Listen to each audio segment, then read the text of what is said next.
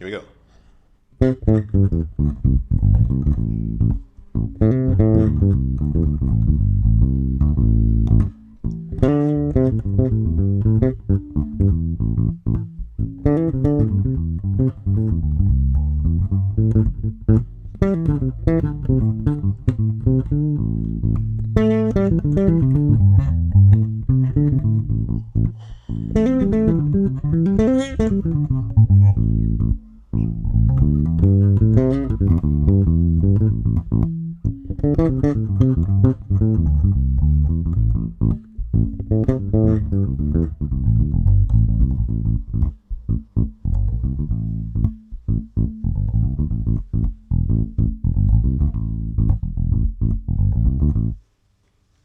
I'm telling you, there's a whole lot you can do with 5 notes.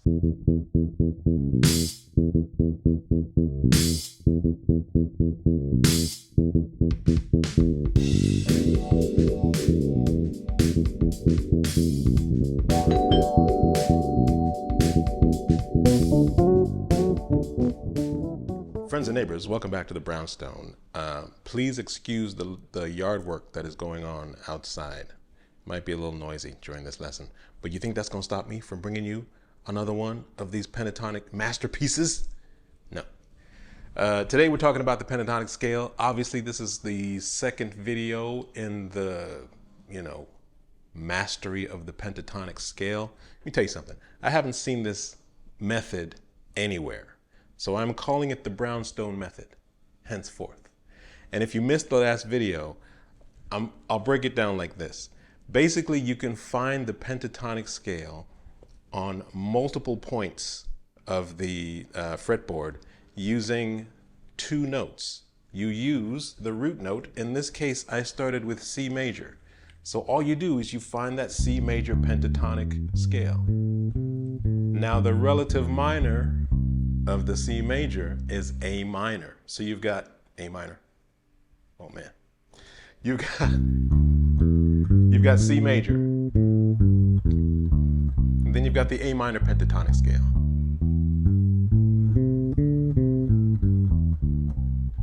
And then you've got the C major pentatonic scale, right? 2 notes, C to A and C to A, right? That brings us to this shape, which I'm calling the upside down because it's an upside down minor pentatonic scale. And then here, I've got A minor. And that brings me back to C major. So all of these shapes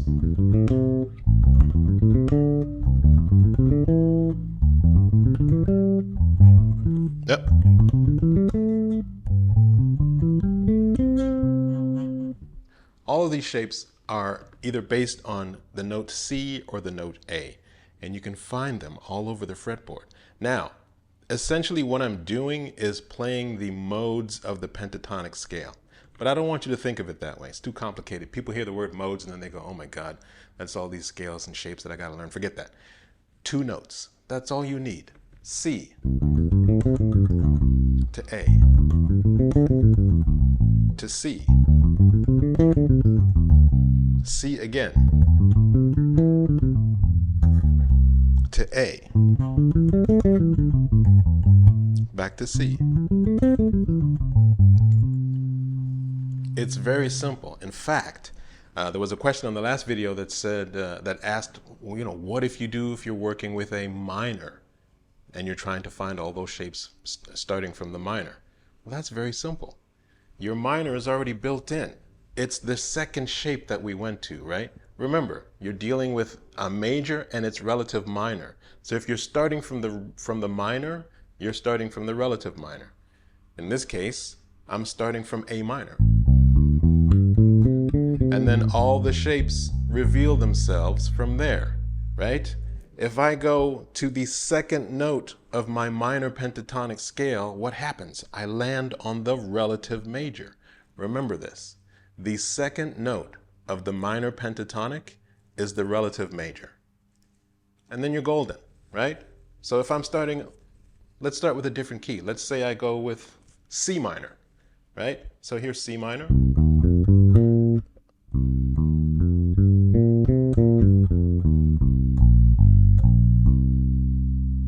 So the relative major is going to be the second note of my minor, which in this case is E flat.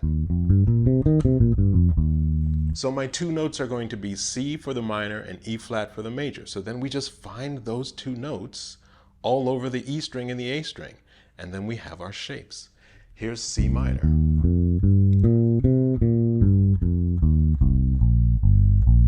Here's E flat major.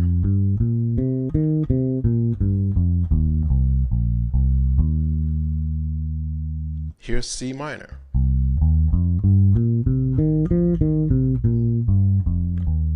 Here's E flat major.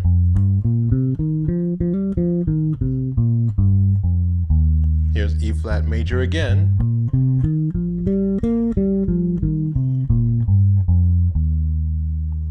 And then where do we go? And then we're back to C minor.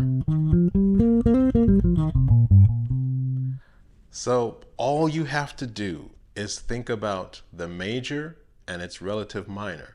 Or if you're starting from the minor, you think about its relative major, which is even easier because you're going to the second note of that minor pentatonic to find your relative major.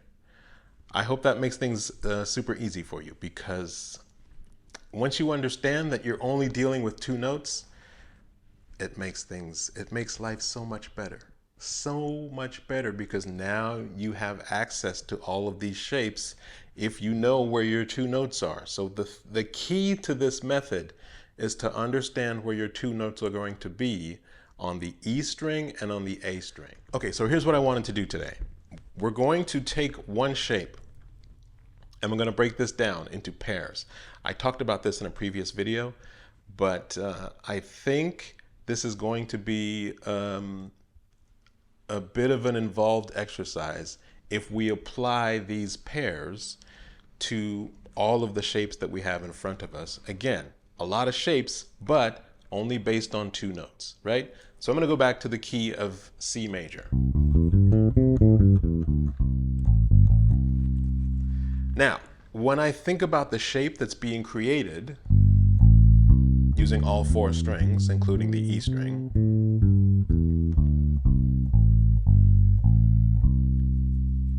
what's happening is I get this very cool shape, but what I want to do now is create a dividing line, a physical dividing line that has a group of notes on one side of the line and a group of notes on the other side of the line. So with this particular shape,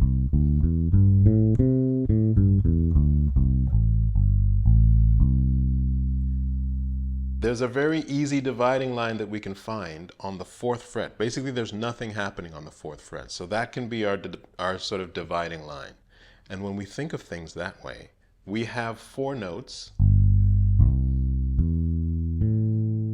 below the dividing line and 4 notes above the dividing line. See what I'm getting at here? We have our shape, which is like 3-5, 3-5, 2-5, and 2-5. So if the 4th fret is our dividing line, we've got 3 on the E string, 3 on the A string, 2 on the D string, and 2 on the G string. I'm referring to the frets. So G to C to E to A. And then everything on the 5th fret, those are going to be the 4 notes that we have above our dividing line, right? So A to D to G to C. Now, once we've established our sets of notes on either side of the line, then we can break these up into pairs, which is very cool, because once you've established these pairs, there are very cool things that you can do with this. So check this out. If I've got, that's a pair of notes that I can use. I've got a bottom pair. I've got a middle pair. And then I've got a top pair. So there are 3 pairs of notes that I can use on either side of the line using the groupings that we've established on either side. So G to C, that's 1 pair. E string to the A string. On the A string and the D string, we have the notes C to E. Third fret of the A to the second fret of the E. And then from the D to the G, we've got the two notes on the second fret, E to A.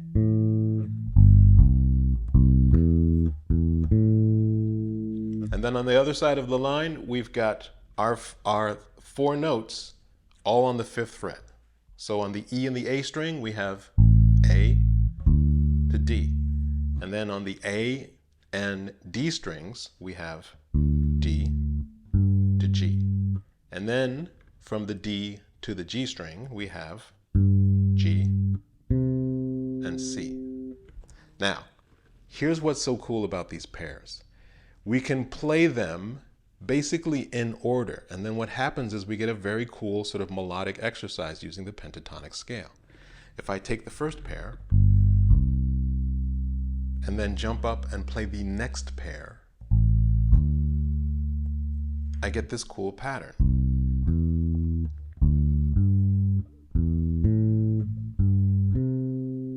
Right?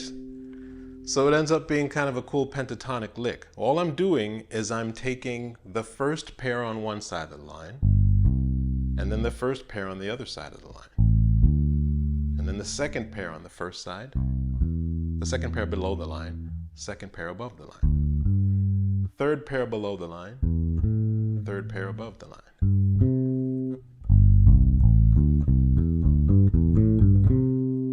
Right? So it's a very cool exercise. Now, we can come back down the scale with the same thing.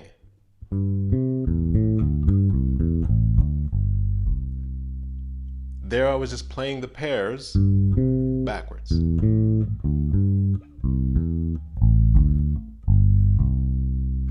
I can also play the pairs in a descending, in other words, top note to bottom note of each pair, going through the same sequence. So using the first pair below the line, and then the first pair above the line.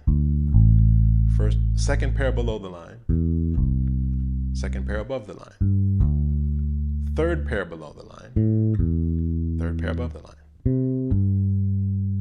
So can you see what's going on there? We've got three pairs on either side of our dividing line. If we take the shape of this pentatonic scale, which is basically a C major pentatonic with the A and the G on the E string.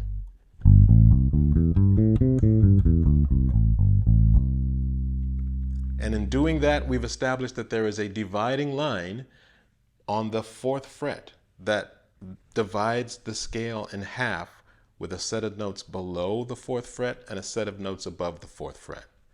So once we've established that dividing line, we can split those groups into pairs.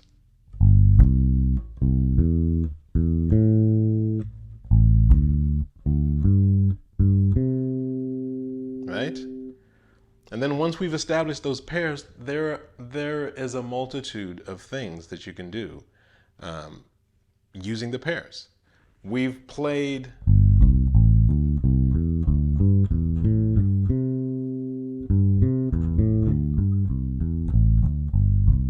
those are the pairs ascending and descending. We can play them in the reverse order.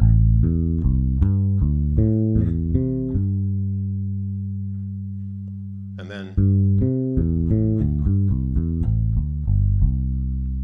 we can also alternate and play one pair ascending and the second pair descending, which gives us this very cool pattern. And then we can come down with the same thing.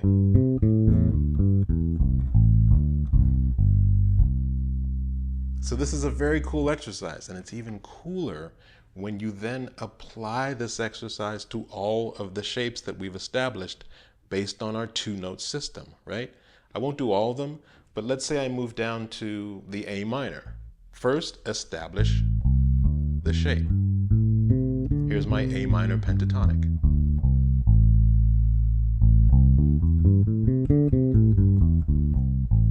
A minor course, being the relative minor of the C major.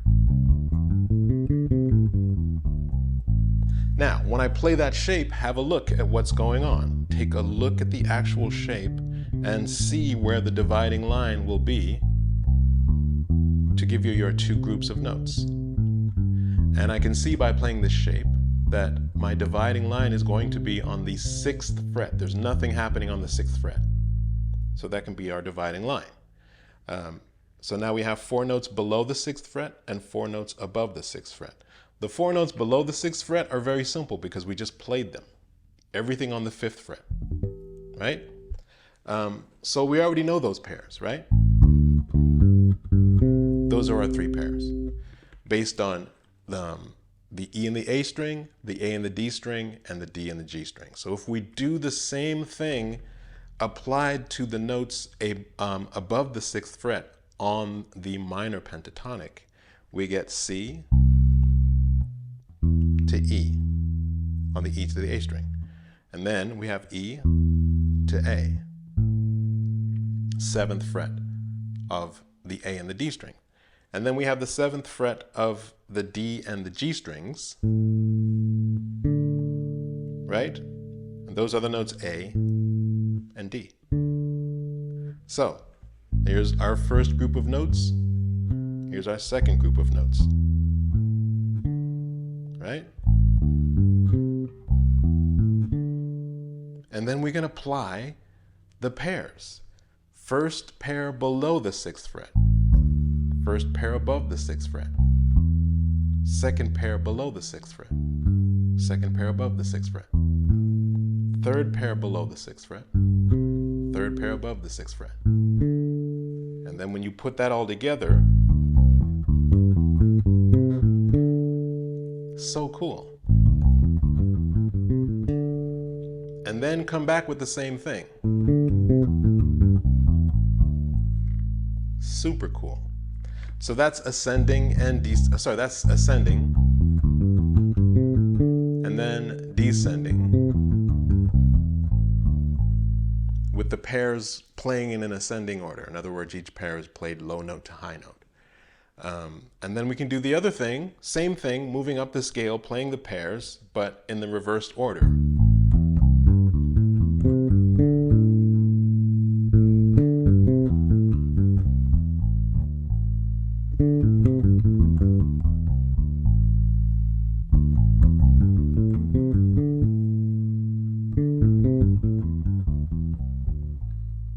Right? So we've done ascending, we've done descending, and then the next thing we can do is play alternating pairs, where the first pair is ascending, second pair is descending.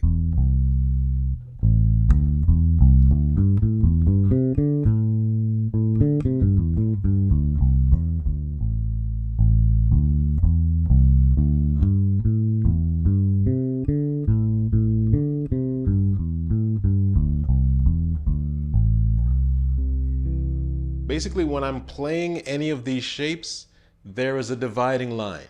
And then on that dividing line, you can find 4 notes below and then 4 notes above. Those will establish 2 sets of notes that you can play. And then you divide those notes, those 4 notes, into 3 pairs. And then you can play those pairs in any way that you want. So let's quickly go over the shapes again, because we're dealing with 2 notes, and that's it. If we're dealing with C major, our 2 notes are going to be the note C for the major and A for the minor. There's my C major. Here's my A minor. Brings me back to C major. When I play the C major on the E string, or when I play any major on the E string, I get 2 shapes. I get this, and then I get the shape that puts the first 2 notes, or first 3 notes on the same string.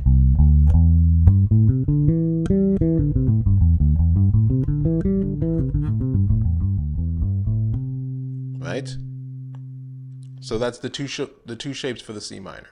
That brings me back to, that's the 2 shapes for the C major, which brings me back to A minor.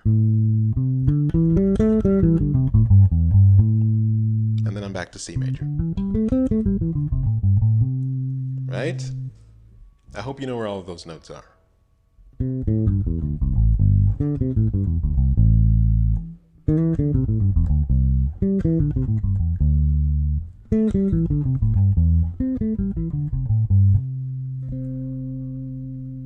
Two notes, that's all you need.